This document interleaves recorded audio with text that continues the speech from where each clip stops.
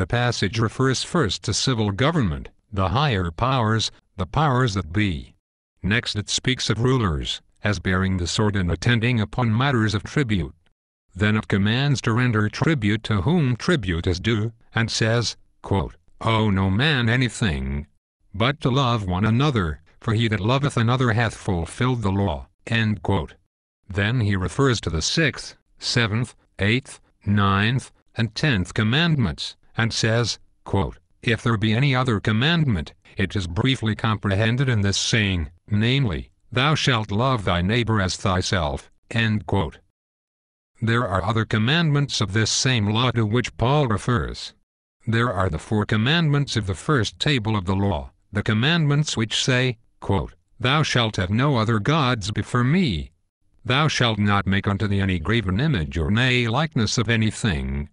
Thou shalt not take the name of the Lord thy God in vain. Remember the Sabbath day to keep it holy." End quote. Then there is the other commandment, in which are briefly comprehended all these, quote, "Thou shalt love the Lord thy God with all thy heart, and with all thy soul, and with all thy mind, and with all thy strength." End quote. Paul knew full well these commandments. Why then did he say, quote, "If there be any other commandment, it is briefly comprehended in this saying, namely, Thou shalt love thy neighbor as thyself"? Because he was writing concerning the principles set forth by the Savior, which relate to our duties to civil government. Our duties under civil government pertain solely to the government, and to our fellow men, because the powers of civil government pertain solely to men and their relations one to another, and to the government. But the Savior's words, in the same connection, entirely separated that which pertains to God from that which pertains to civil government. The things which pertain to God are not to be rendered to civil government, to the powers that be. Therefore Paul, although knowing full well that there were other commandments, said, quote, "If there be any other commandment, it is briefly comprehended in this saying, namely, Thou shalt love thy neighbor as thyself." End quote. That is, if there be any other commandment which comes into the relation between man and civil government, it is comprehended in this saying, that he shall love his neighbor as himself, thus showing conclusively that the powers that be, though ordained of God, are so ordained simply in things pertaining to the relation of man with his fellow men, and in those things alone.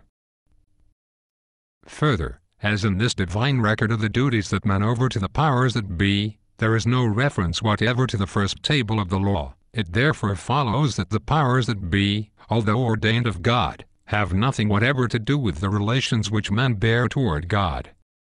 As the 10 Commandments contain the whole duty of men, and as in the enumeration here given of the duties that men owe to the powers that be, there is no mention of any of the things contained in the first table of the law, it follows that none of the duties enjoined in the first table of the law of God do men owe to the powers that be. That is to say, again, that the powers that be, although ordained of God, are not ordained of God in anything pertaining to a single duty enjoined in any one of the first 4 of the 10 Commandments.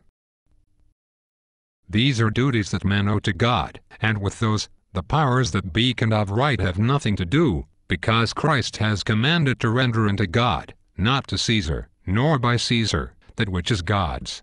Therefore, as in his comment upon the principle which Christ established, Paul has left out of the account the first 4 commandments, so we deny, forever, the right of any civil government to legislate in anything that pertains to men's duty to God under the first 4 commandments. This Sunday bill does propose to legislate in regard to the Lord's Day. If it is the Lord's Day, we are to render it to the Lord, not to Caesar. When Caesar exacts it of us, he is exacting what does not belong to him, and is demanding of us that with which he should have nothing to do. Would it answer your objection in that regard, if, instead of saying quote-unquote, the Lord's Day, we should say, Sunday?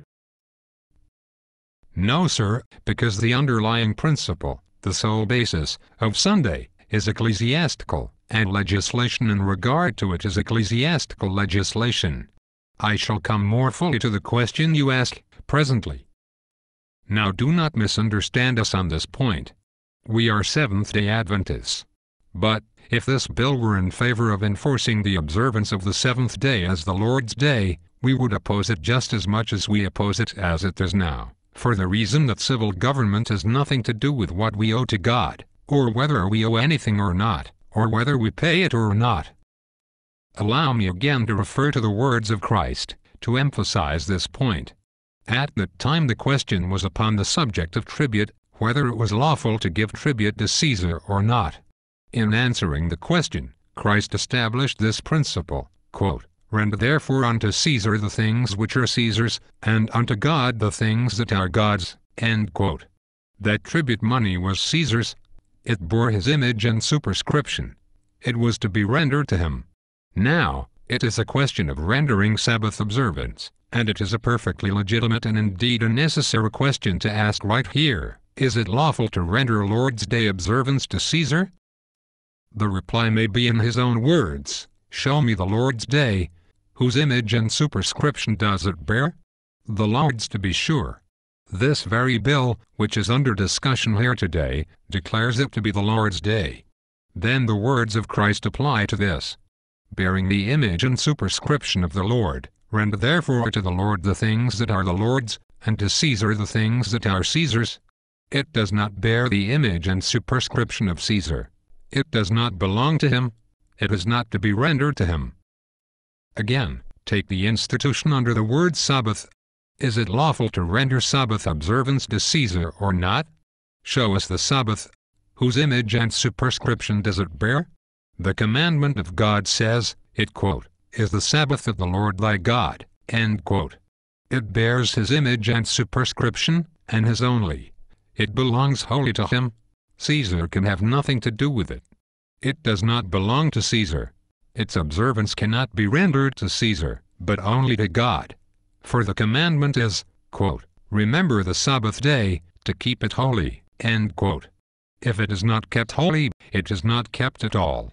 Therefore, belonging to God, bearing his superscription, and not that of Caesar, according to Christ's commandment, it is to be rendered only to God. Because we are to render to God that which is God's, and the Sabbath is the Sabbath of the Lord thy God. Sabbath observance, therefore, or Lord's Day observance, whichever you may choose to call it, never can be rendered to Caesar. And Caesar never can demand it, without demanding that which belongs to God, or without putting himself in the place of God, and usurping the prerogative of God. Therefore, we say that, if this bill were framed in behalf of the real Sabbath of the Lord, the seventh day, the day which we observe, if this bill proposed to promote its observance, or to compel man to do no work upon that day, we would oppose it, just as strongly as we oppose it now, and I would stand here at this table and argue precisely as I am arguing against this, and upon the same principle, the principle established by Jesus Christ, that with that which is God's the civil government never can have anything to do. That duty rests solely between man and God. And if any man does not render it to God, he is responsible only to God, and not to any man, nor to any assembly or organization of men, for his failure or refusal to render it to God. And any power that undertakes to punish that man for his failure or refusal to render to God what is God's, puts itself in the place of God. Any government which attempts it, sets itself against the word of Christ, and is therefore anti-Christian. This Sunday bill proposes to have this government do just that thing, and therefore I say, without any reflection upon the author of the bill, this National Sunday bill which is under discussion here today is anti-Christian. But in saying this, I am not singling out this contemplated law as worse than all other Sunday laws in the world.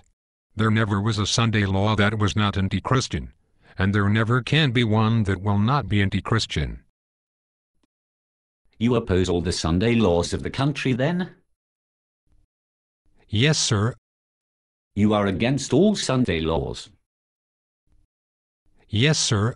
We are against every Sunday law that was ever made in this world, from the first enacted by Constantine to this one now proposed. And we would be equally against a Sabbath law if it were proposed, for that would be anti-Christian too.